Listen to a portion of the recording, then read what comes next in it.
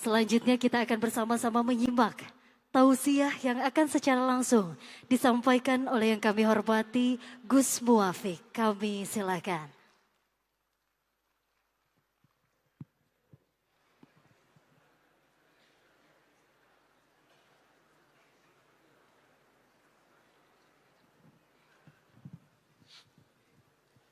Assalamualaikum warahmatullahi wabarakatuh.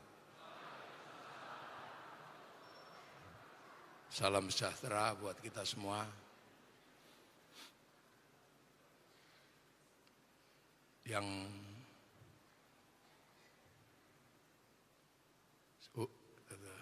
Santi,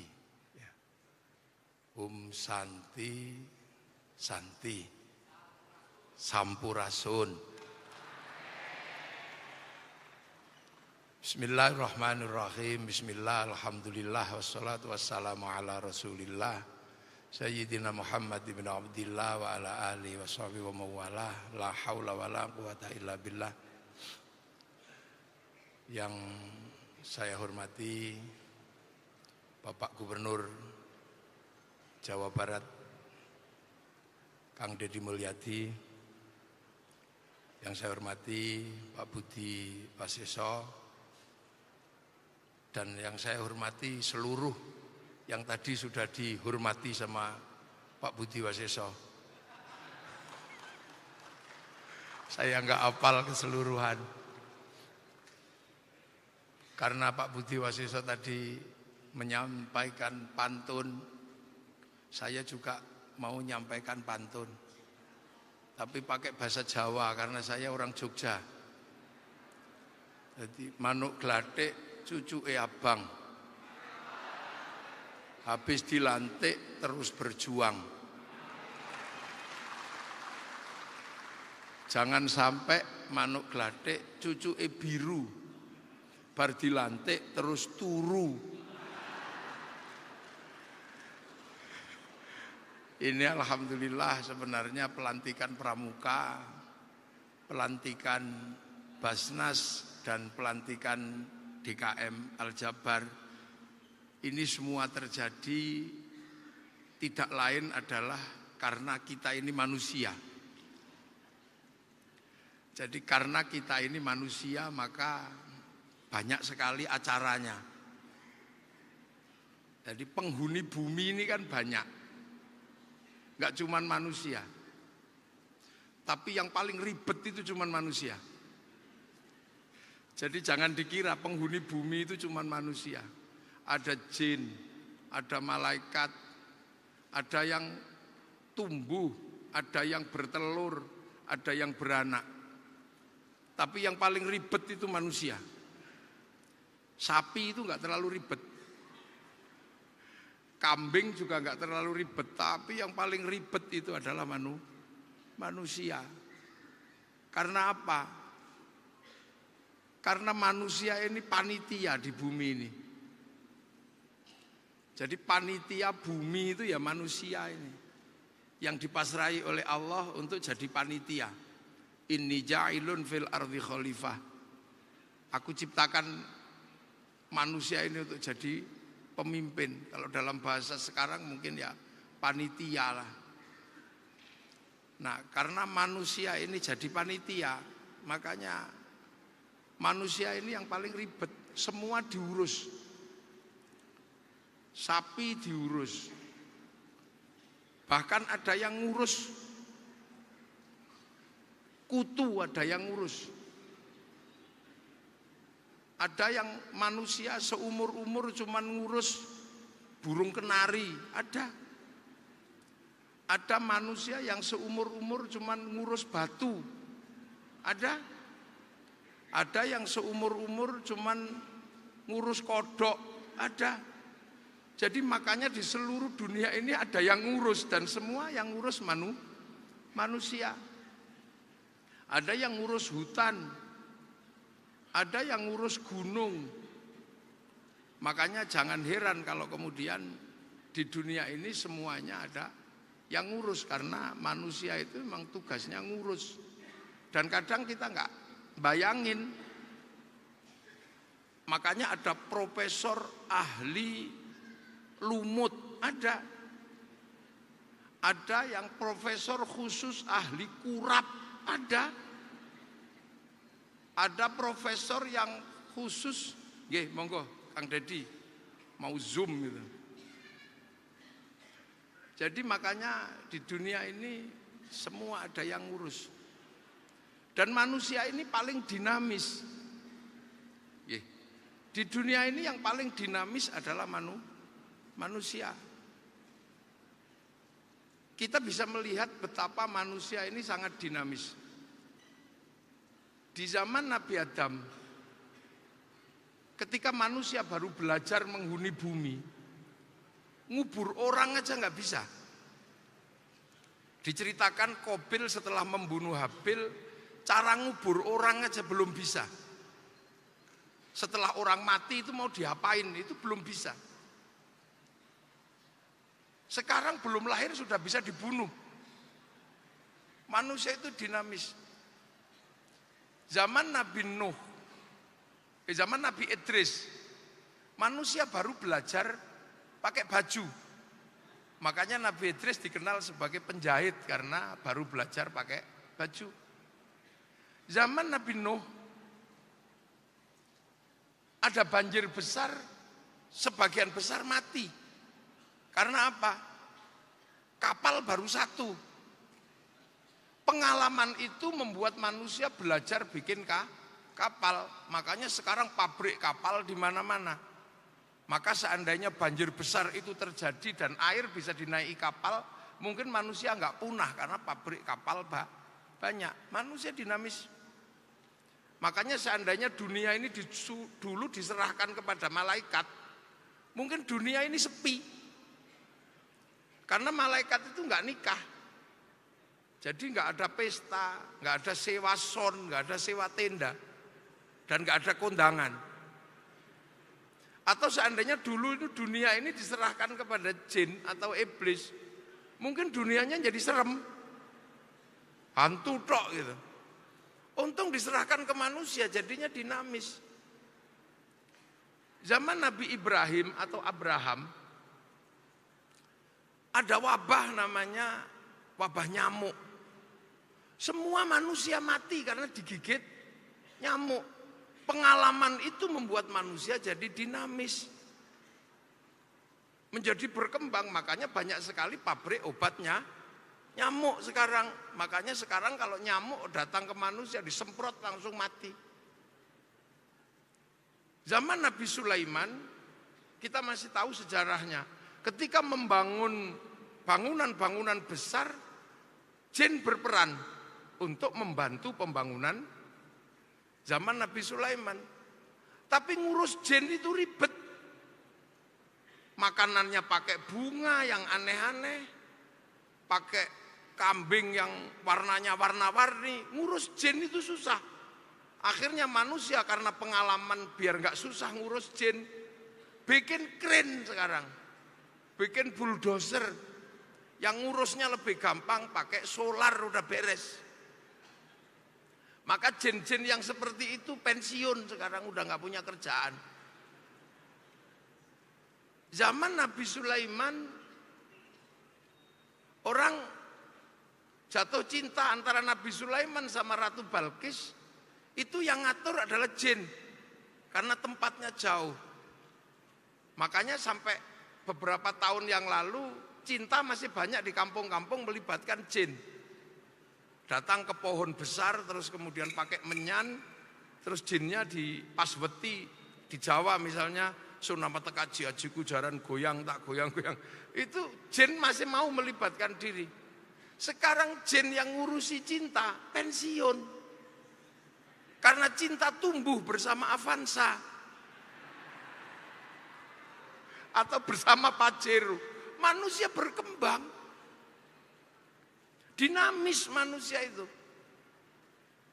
Zaman Nabi Isa, orang kena lepra mati. Pengalaman itu membuat manusia dinamis, bikin obat sakit lepra. Sehingga sekarang lepra disuntik penisilin 3 kali sembuh. Nah, Hari ini kita mengalami fase di mana manusia dinamis.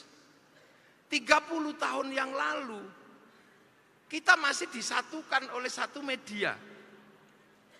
Mau melihat Afrika, kita masih disatukan oleh televisi. Menunggu siaran flora dan fauna. Sudah ditunggu seharian yang keluar Pak Murdiono atau Pak Harmoko. Sekarang dunia sudah tidak membutuhkan itu. Tahu-tahu belum 30 tahun televisi hilang dari kehidupan kita. Radio, dulu sangat terkenal namanya serial Brahma Kumbara. Saya mengenal istilah Sampurasun, Rampes itu ya Brahma Kumbara itu. Radio, tahu-tahu sekarang radio hilang. Ini belum 40 tahun, betapa manusia cepat. Dulu kalau kita jatuh cinta, ini yang tua-tua zamannya Pak Budi Wasiso ini kalau jatuh cinta, mesti pergi ke pasar. Cari kertas warnanya pink. Mereknya Harvest. Baunya adalah bau mawar. Jangan keliru bau melati. Itu bau genderuwo. Terus mulai menulis. Untukmu kekasihku. Semenjak aku ditugaskan keluar pulau. Entah kenapa kerinduanku gak bisa kutahan. Dan setiap melihat bayang-bayang sesuatu seperti melihat bayang-bayangmu. Aku pedih di saat aku merindukanmu, kenapa yang keluar wajah bapakmu. Itu dulu pinter, ditulis di kertas, kartu pos. Tapi aku yakin malam hari ini kau pun merindukanku. Karena kata rembulan kau dan aku sedang duduk di bawah sinarnya yang sama. Dariku yang merindukanmu.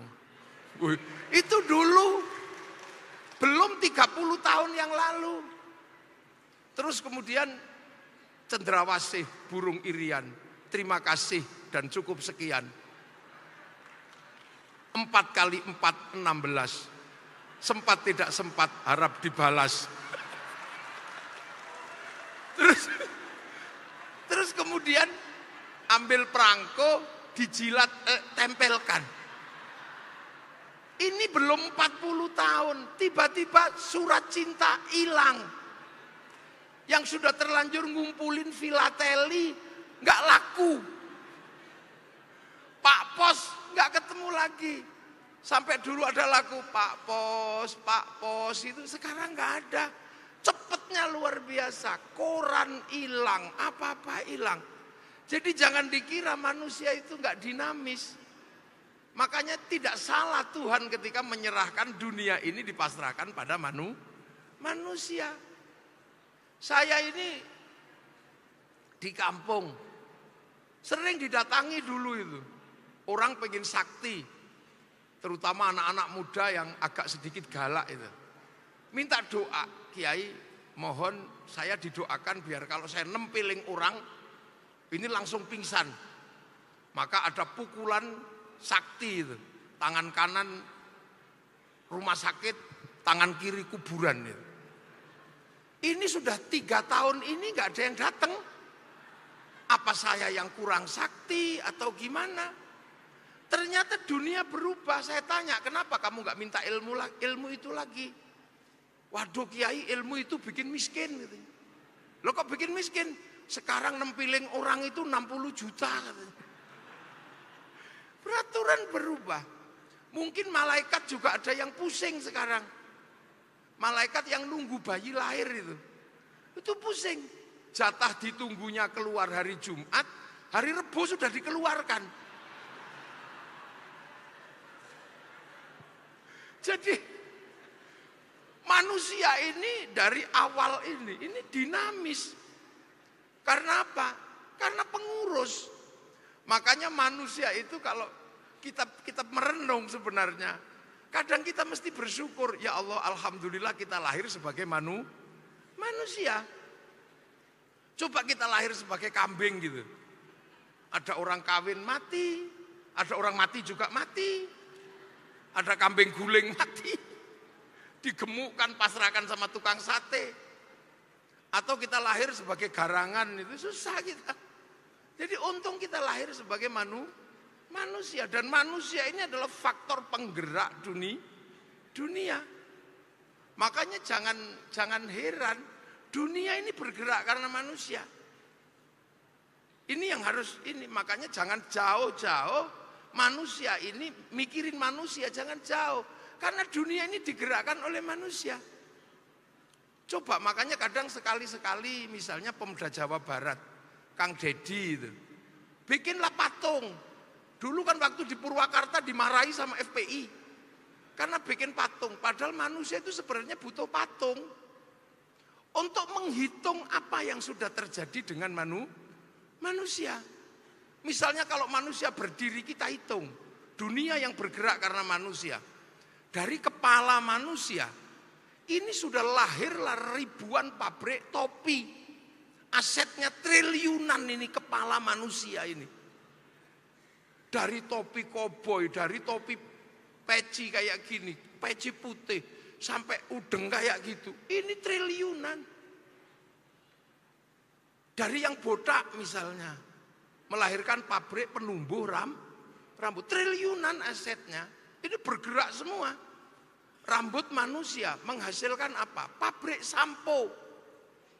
Itu dari merek yang beraneka macam. Hidup semua orang karena industri sampo. Ada yang mikir bikin semir. Triliunan asetnya. Yang bikin cukuran triliunan sampai barbershop. Hidup semua karena rambut manusia. Ada yang cuman sederhana mikirin kutu. Bikin sisir kecil-kecil sama pabrik peditok. Yang orang kampung masih tahu lah, kalau Kang Dede Yusuf nggak tahu, dari kecil hidup di kota, nggak pernah kutuan. Kalau saya agak hafal karena rambut saya terkadang ada kutunya. Ini hidup semua. Muka manusia ini menghidupi beberapa negara. Pabrik skincare itu hidup karena muka manusia. Perancis hidup itu karena ngurusi muka manusia. Turun ke sini triliunan asetnya alis manusia ini. Dari pensil alis, sulam alis, bawahnya ini pabrik Ishido. Turun ke bawah lagi pabrik maskara. Idep kebiok-ngebiok itu. Ke bawah lagi pabrik kacamata, Softland, rumah sakit mata. Turun ke bawah lagi ini blush on. Sering saya ditanya, kenapa Kiai hafal? Karena istri saya perempuan. Memang istri saya laki-laki, istri saya perempuan. Dan tak kasih belanja. Makanya saya ngerti belanjaannya, wong saya kasih belanja. Nggak tahu kalau di Jawa Barat biasanya ada jak usah. Dan jangan terlalu bagus, yang sederhana. Apalagi itu melanggar sunnah. Itu biasanya suaminya medit itu. Suaminya pelit itu biasanya. Pakai alasan agama biasanya, alasan pelit itu. Ini triliunan asetnya. Coba ini manusia, kita coba berpikir. Dan kita nggak pernah berpikir itu, yang berpikir orang lain. Amerika, Cina, Perancis, yang berpikir itu mereka. Kita nggak pernah mikirin. Hidung, ini ada di bawahnya kumis. Ini menghasilkan cukuran kumis. Mereknya berapa itu? Triliunan asetnya. Bibir manusia menghasilkan pabrik lipstik. Triliunan. Dalamnya menghasilkan sikat gigi, odol. Kalau giginya monyong dikit, behel. Dokter gigi, kumur-kumur. Ini triliunan bergerak semua. Ini belum ke bawah. Dasi, hasduk, kalung, liontin. Ini belum bajunya dan dalemannya. Triliunan ini asetnya. Belum ke tangan, ada pabrik cincin, ada pabrik gelang, manikur pedikur. Saya dengarnya begitu kalau nggak salah ya Bu ya. Manikur sama pedikur itu. Terus ada jam tangan. Bahkan ada jam tangan 11 miliar. Yang itu punyanya Pak Sahroni itu. Ini triliunan aset ini. Belum lagi ke bawah. Bawah pusar ini. Ini aset paling gede itu di bawah pusar ini juga. Loh, pikirannya jangan jauh-jauh. Di bawah pusar ini ada pabrik celana. Celana pendek, celana panjang, sampai daleman. Dari yang segitiga sampai T. Zaman saya ada yang bolong-bolong warnanya biru. Mereknya Sony. Nggak tahu masih ada. Itu triliunan asetnya. Terus lagi ke belakang, lagi di ujungnya itu. Yang tempat keluar itu. Nggak tahu kalau bahasa Jawa Baratnya. Kalau di tempat saya namanya silet. Ya, itu menghasilkan industri gede. Ada industri WC, American Style, Toto. Banyak sekali triliunan aset di situ. Bahkan kalau ada yang keluarnya terlalu kenceng, ada itu pabrik Introstop. Diapet, diatap, itu karena ngurus itu. Males cebok, ada pabrik tisu, pabrik pempes, triliunan asetnya. Jadi jangan dikira begitu macet ada pabrik dol cola. Itu kalau macet, loh, ini duit semua, ini manusia. Coba kalau sapi, nggak ada begitu, iya kan? Dan ini dikerjakan oleh orang yang berbeda-beda. Makanya kadang kita ini mikir kenapa kita nggak kebagian. Karena kita tidak pernah diajarkan berpikir tentang manusia. Kita selalu diajarkan berpikir melihara kambing. Ya urusannya kambing. Coba, Indonesia kebagian apa? Indonesia hampir tidak kebagian semuanya. Yang kebagian hanya topi jerami.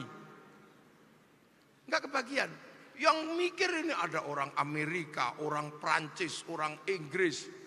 Kaya semua mereka. Dan Indonesia hanya menjadi pasar dari produk-produk internasional. Nggak ada yang diskusi itu. Tapi sebagai manusia, kita ini butuh hidup. Nah, hidupnya manusia dari apa? Dari makan. Jadi yang tadi yang ngurus banyak orang, begitu manusia makan, ini juga menghasilkan situasi yang sangat suspeknya sangat gede. Makanya manusia hidup kalau makan, Islam itu diajarkan doa Allahumma barik lana. Kenapa bukan barikli? Bukan berkahilah saya, tapi kami. Dulu Pak Buas sama Pak Bahtiar ini bulog. Jadi harus paham ini karena makanan. Islam mengajarkan kalau kamu makan doalah Allahumma barik lana. Itu mutakallim ma'al ghair, bukan mutakallim wahdah. Jadi dia berbicara tentang kami, bukan saya. Karena makanan manusia itu melibatkan semua orang. Nasi yang kita makan itu melibatkan negara karena ditanam di sawah. Kalau sawah tidak diurus negara, BPN tidak hadir, bunuh-bunuhan sama tetangga sawah. Begitu ditanam di sawah melibatkan pengairan. Pengairan diurus yang lain lagi. Begitu kita tanam di sawah melibatkan pabrik pupuk. Kita udah nggak nanya agamamu apa. Pabrik pupuk kamu Nasrani, Yahudi apa Hindu, nggak ada yang nanya. Yang penting datang urea pupuk. Dan pabriknya di mana-mana. Begitu waktunya panen, kita melibatkan mesin pemanen yang produksinya entah negara mana. Begitu waktunya digiling, kita melibatkan negara-negara yang menghasilkan mesin gilingan. Begitu waktunya mau dimasak, melibatkan pabrik kompor, melibatkan pabrik rice cooker, melibatkan pabrik gas. Ini kita nggak tahu ini tempatnya di mana, negaranya apa. Begitu naik ke meja, melibatkan pabrik piring, pabrik sendok, pabrik mangkok. Ini negara kita nggak tahu produksinya di mana. Waktu kita bumbuin ada pabrik bumbu, ada negara yang khusus ngurusi bawang, ada negara merica. Ini tempatnya di mana kita nggak pernah tahu. Kondisinya seperti apa kita nggak. Yang penting hadir ketika kita masak. Setelah kita makan, kita mengambil anggur merah, anggur hijau. Itu bukan tanaman Indonesia, itu tanaman Amerika, tanaman New Zealand, Australia, tanaman Cina. Datang ke sini melibatkan negara, karena pasti itu adalah hasil impor.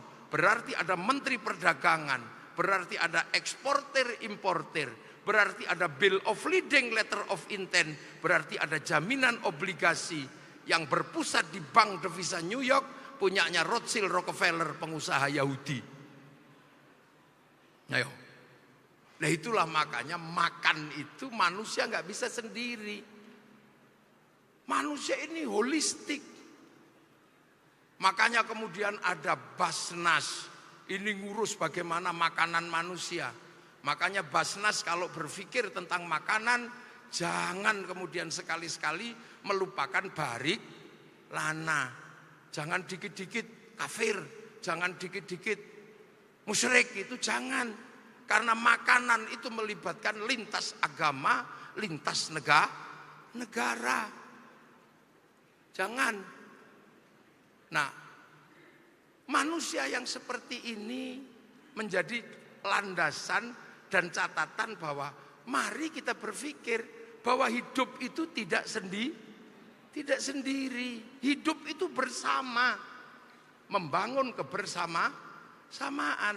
Tapi yang tidak boleh lupa adalah satu, bahwa manusia yang menjadi pemimpin ini adalah atas delegasi Tuhan. Jadi manusia ini didelegasi Tuhan untuk menjadi pemimpin.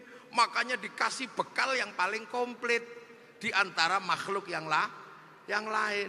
Bekalnya paling komplit. Bekalnya sapi segitu, bekalnya kambing segitu. Manusia paling komplit.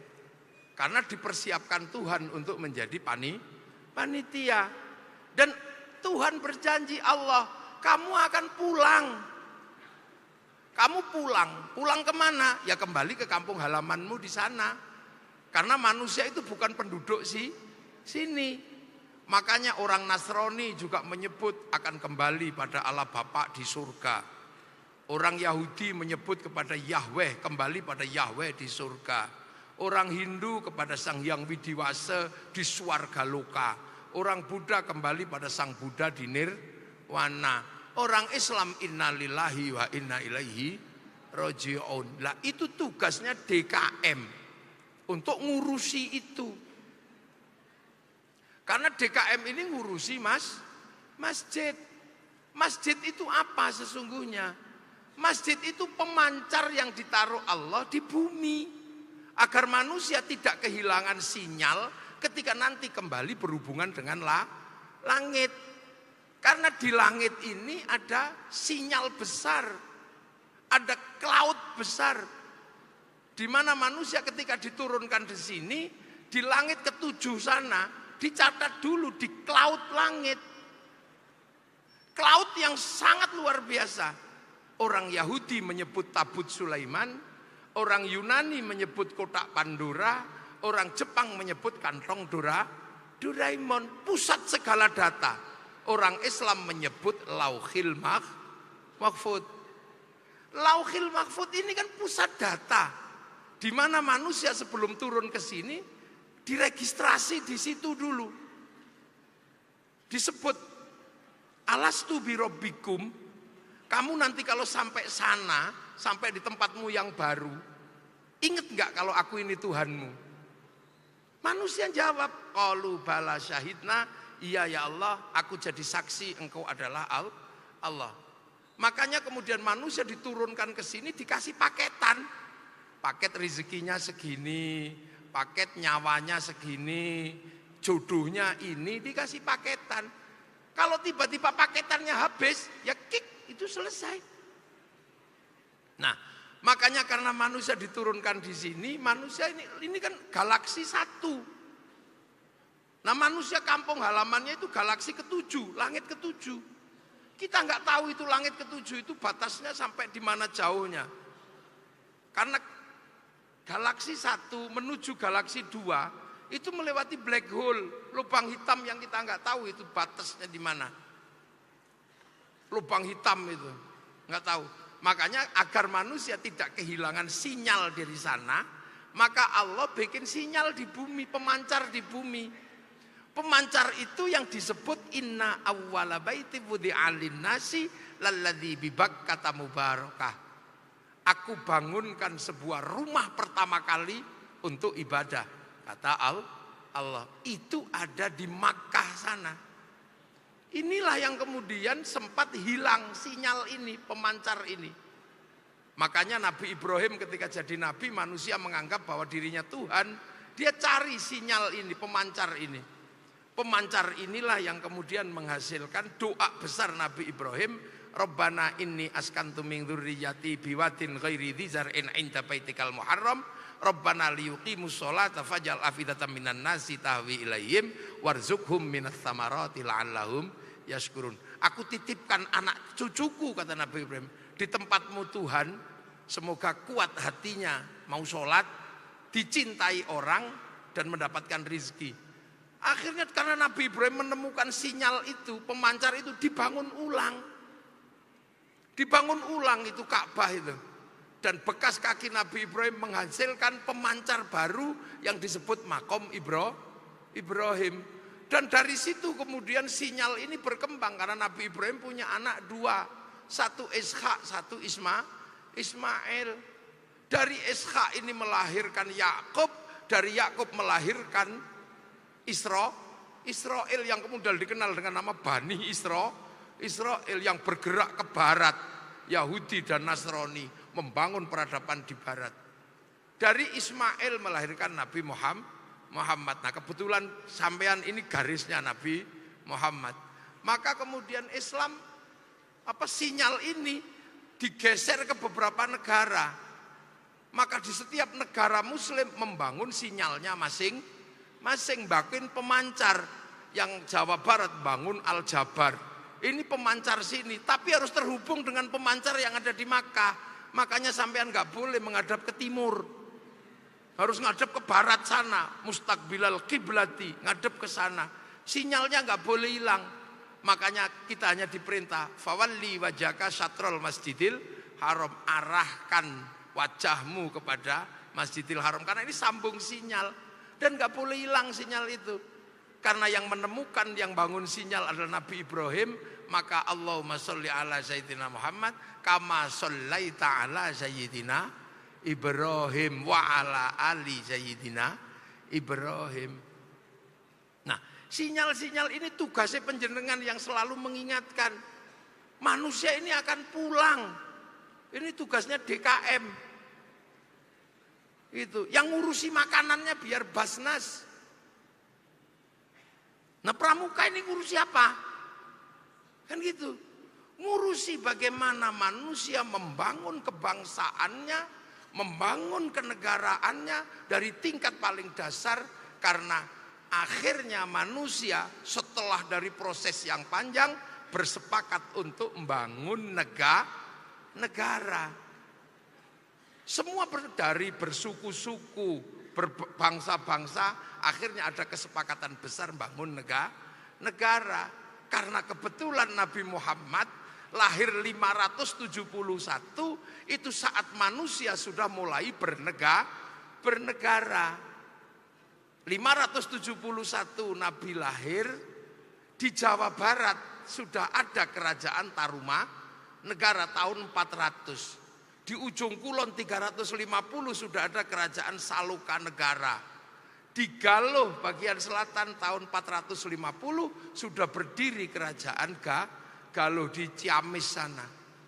Di Jawa Tengah sudah berdiri kerajaan Kalingga tahun 500. Tahun 600 sudah berdiri kerajaan Mataram. Di Cina sudah bangun peradaban, bangun negara dinasti Tang, dinasti Qin. Di Persia sudah ada kerajaan-kerajaan Parsi. Itu Nabi Muhammad lahir di saat negara-negara manusia ini sudah cukup banyak dan dunia sudah mengalami peradaban yang sangat panjang.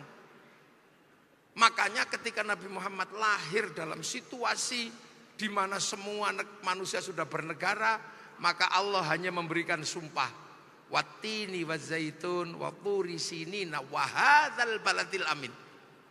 Demi buah tin, sumpah Allah kepada Nabi Nuh. Wazaitun, demi buah zaitun, sumpah Allah kepada Nabi Isa, Nabi Ibrahim, Palestina.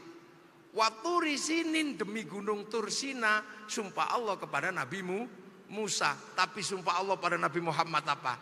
Wa hadzal baladil amin, dan demi keamanan bangsa dan negara. Ini sumpah yang sangat tegas yang disampaikan kepada nabi terakhir ketika manusia sudah membentuk bangsa dan negara. Dan akhirnya sekarang kita sudah melihat manusia sudah membentuk bangsa dan negaranya masing-masing. Ini semuanya sudah bergerak dan sedang berjalan. Dan ketika kita ini sudah melewati di antara tadi yang saya sebut tentang dunia yang bergerak, bahkan sekarang jangankan yang televisi yang hilang, Tuhan yang hilang pun sudah cukup banyak sekarang. Tuhan yang expired juga sudah cukup banyak. Tuhan Ra, Tuhannya orang Mesir, expired, sudah nggak ada lagi yang nyembah. Zeus, Tuhannya orang Yunani yang pernah menguasai Romawi, yang pernah menguasai 2/3 dunia. Tuhan ini expired. Ahura Mazda, Ahriman, Tuhannya orang Zoroaster, expired sekarang. Dan semua agama sedang bergerak ke tingkat lokalnya masing-masing. Yang masih berada di tengah arena ini adalah masih keturunan Ibrahim, yaitu Islam, Yahudi, dan Nasrani. Akan tetapi Islam punya tugas apa? Membentuk keamanan bangsa dan negara. Untuk apa sebenarnya? Untuk jaga manusia, karena manusia ini yang terbaik. Laqad khalaqnal insana fi ahsani taqwim. Manusia yang terbaik ini harus selalu dijaga. Jangan sampai rusak. Jangan sampai saling bunuh. Maka manusia ini harus dijaga karena manusia yang terbaik. Penjagaan pertama apa? Penjagaan pertama adalah amanu wa amilus lihat iman dan kelakuan baik. Maka manusia harus baik, jangan sampai rusak. Akan tetapi agama yang baik, manusia yang baik tidak akan bertahan kalau punya negara tidak aman. Manusia baik, agama baik tetap rusak dua-duanya kalau tidak ada keamanan negara, tidak ada baladil amin. Arab dan sekitarnya itu manusianya cakep-cakep, agamanya bagus-bagus. Kenapa saling bunuh? Karena tidak tercipta keamanan bangsa dan negara. Makanya tugas pramuka sesungguhnya apa? Membangun kecintaan pada bangsa dan negara. Karena Cina sudah punya negara, Amerika sudah punya negara. Dan pertanyaannya, kenapa mereka semuanya bisa bangkit? Karena mereka punya kecintaan pada bangsa dan negara. Kecintaan pada bangsa dan negara itu tujuannya untuk apa? Tujuannya cuma satu. Kalau nanti anak-anak negeri yang pinter-pinter sudah bisa melakukan produksi, apa yang tadi dibutuhkan seluruh manusia sudah diproduksi oleh anak-anak negerinya sendiri, sehingga negara tidak terganggu dan tidak tergantung yang lain. Kebutuhan pertama adalah konsumsi. Kebutuhan pertama itu konsumsi. Nah, konsumsi terbesar itu konsumsi dalam negeri. Konsumsi dalam negeri berbanding lurus dengan rasa cinta pada bangsa dan negara. Ini nggak boleh hilang. Amerika kenapa bisa bangkit dan bisa produksi dan konsumsi? Dia bangun kecintaan pada bangsa dan negaranya cukup lama. Menggunakan film-film Hollywood. Dia bangun kebangsaannya melalui film Wild West sampai The Last of the Mohican. Dia bangun.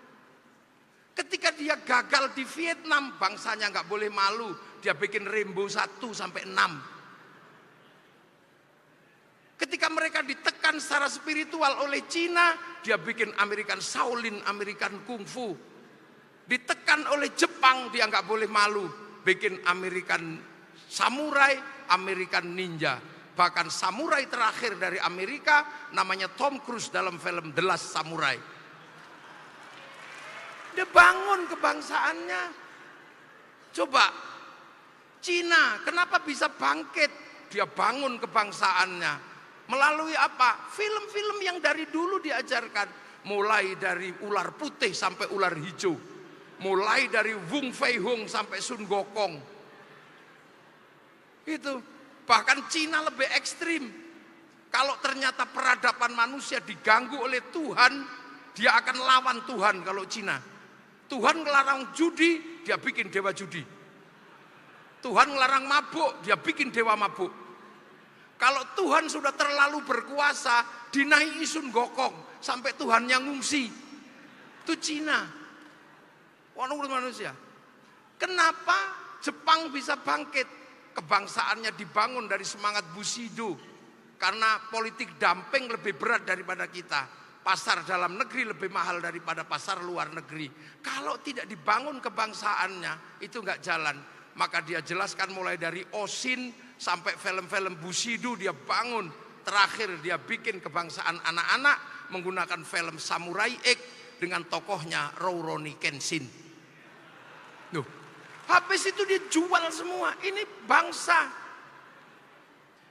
Korea kenapa bangkit? Korea menggunakan drakor untuk mempengaruhi mindset dunia dan mindset dalam negeri. Kita ibu-ibu kita berapa itu? Akhirnya dunia bisa digerakkan oleh Korea, pasar dalam negeri. Saya ini generasi 90-an. Kami lahir dari zaman rock and roll. Dulu tahun 91 ada konser terbesar di dunia, konser Metallica di Moskow di Lapangan Merah. Penontonnya 6 juta orang. Semua analis musik dunia mengatakan tidak akan pernah tergantikan. Bahkan Woodstock juga kalah.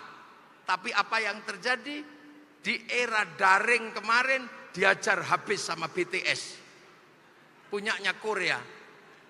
Sekali konser di atas 100 juta orang yang nonton. Seminggu 4 kali. Selama sebulan lebih dari 16 kali. Dalam 1 tahun pernah saya hitung pemasukan dari BTS untuk Korea 2.600 triliun. Ini negara yang akan menjamin Basnas ini biar gak pusing. Semua negara melakukan itu. Malaysia, dia sadar betul bahwa sendi-sendi kebangsaannya rapuh karena mereka adalah berbasik negara Syah Bandar. Maka dia bangun kebangsaan melalui si Upin dan si Ipin. Dia jelaskan kembali landasan hidup kebangsaannya. Tidak boleh melupakan anak-anak Cina, anak-anak India, dan anak-anak Indonesia. Agar si Upin dan si Ipin tidak ribut dengan anak-anak India, bikinkan tokoh kecil namanya Jarjit. Agar dia nggak ribut dengan anak-anak Cina, bikinkan tokoh kecil namanya Mei Mei. Agar nggak ribut dengan anak-anak Indonesia, bikinkan tokoh kecil namanya Susanti. Ini cara mereka bangun kebangsaannya. Basnas, DKM, Pramuka, hari ini semua orang tidak punya pilihan. Pilihannya cuma satu, mari bangun bangsa dan negara dalam langkah yang paling maju.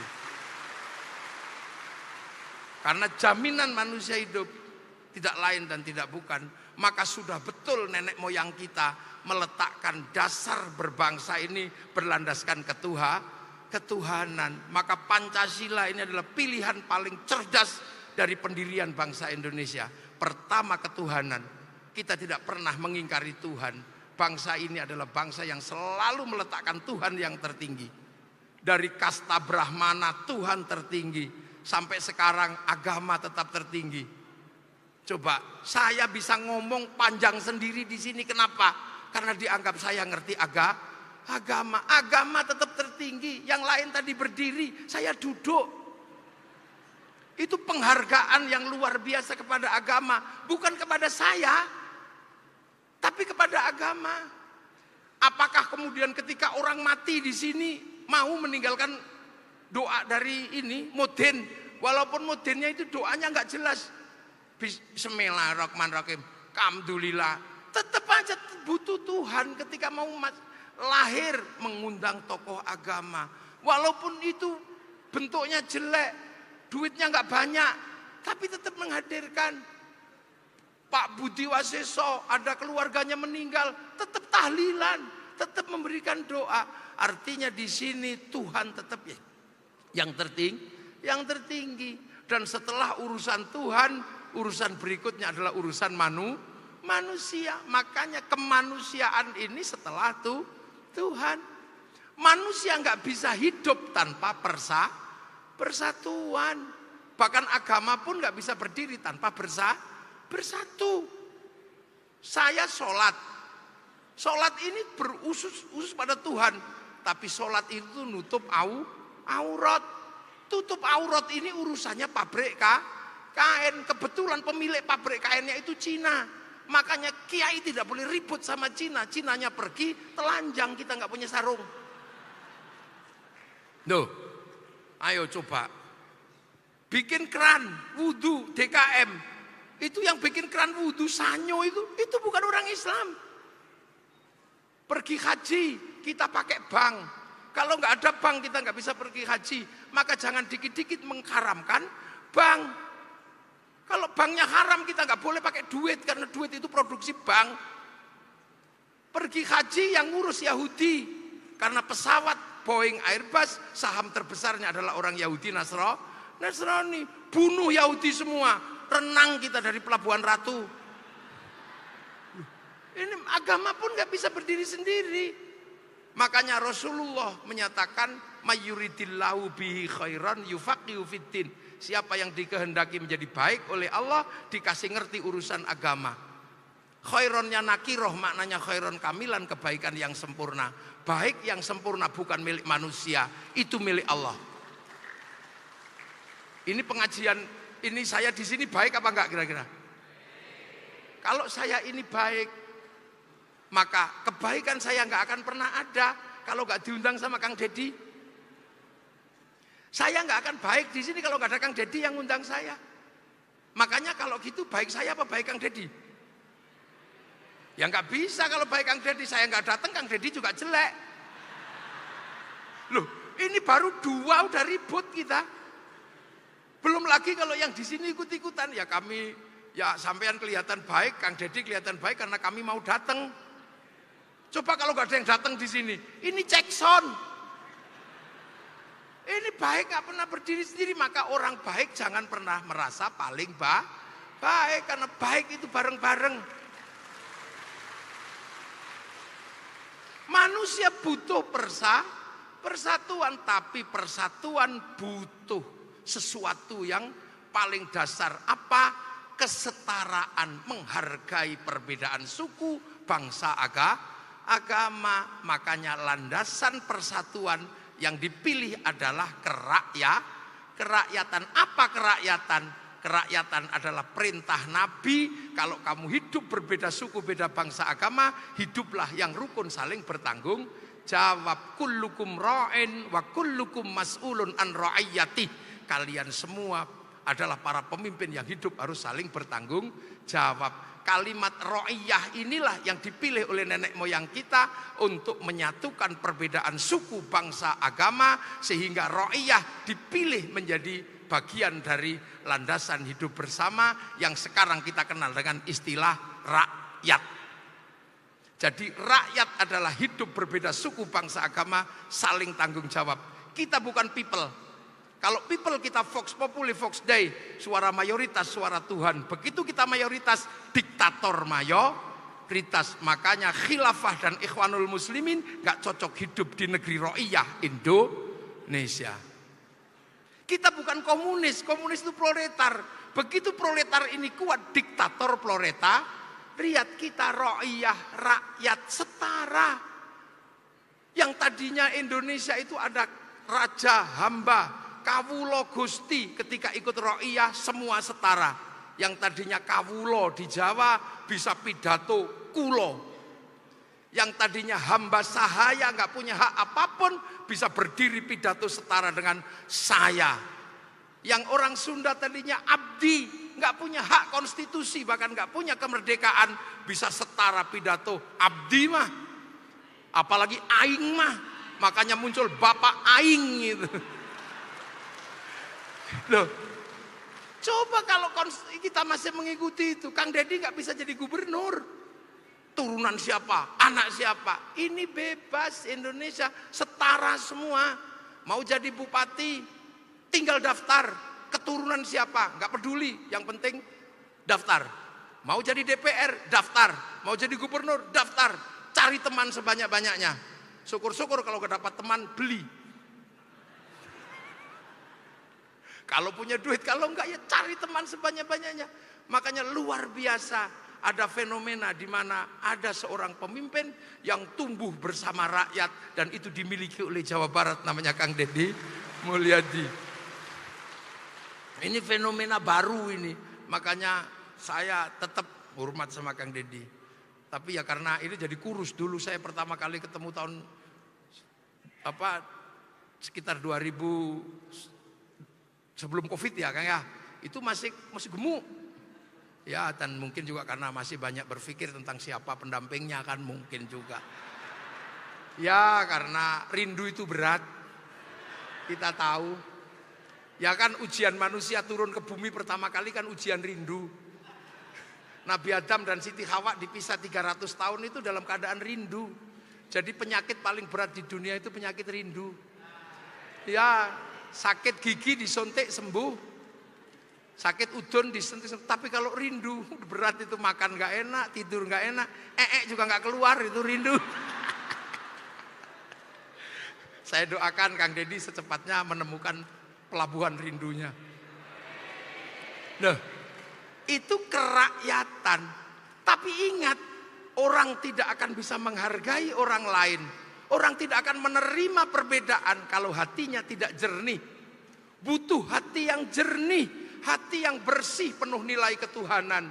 Hati yang jernih, penuh nilai ketuhanan yang bersih adalah hati yang penuh hikmah. Makanya kerakyatan hanya bisa dipimpin oleh hikmah. Hikmah itu apa? Kejernihan batin atas nilai-nilai ketuhanan. Orang yang hatinya jernih, yang hatinya bersih, dia akan bijaksana. Maka kebijaksanaan. Kalau hatinya nggak jernih, hatinya sektoral, dia akan bijaksini, bukan bijaksana. Nggak bisa kesana kesini terus. Cuman dirinya dan keluarga dan kelompoknya yang diurus. Nggak bisa. Kerakyatan hanya bisa dipimpin oleh hikmah. Hati yang jernih akan menghasilkan kebijaksanaan. Dan orang yang bijaksana mau diajak musyawarah karena menganggap orang lain sederajat. Tapi kalau hatinya jelek, kotor, dia selalu menganggap dirinya benar, enggak akan bisa mau diajak musyawarah. Dia akan merasa benarnya sendiri. Dan orang seperti itu tidak akan pernah bisa hidup dalam konsep perwakilan. Maunya mewakili, enggak mau diwakili. Diberhentikan jadi ketua RT, bikin RT baru. Tuh, ini makanya konsep ini lugasnya luar biasa. Baru akan tercipta keadilan. Mahwa adlun wadu'u syai'in fi mahallihi, meletakkan sesuatu pada tempatnya. Nah, inilah kita sudah diletakkan sendi-sendi berbangsa dan bernegara yang luar biasa kompleks, luar biasa independen, dan luar biasa menempuh masa depan. Maka harapan besar, semoga Indonesia baik-baik saja dan kita semua tidak lupa bahwa kita ini adalah manusia yang punya masa depan untuk anak cucu kita nanti. Jangan lupa kita adalah orang-orang yang harus mempersiapkan generasi terbaik untuk Indonesia di masa depan. Matur nuwun. Assalamualaikum warahmatullahi wabarakatuh.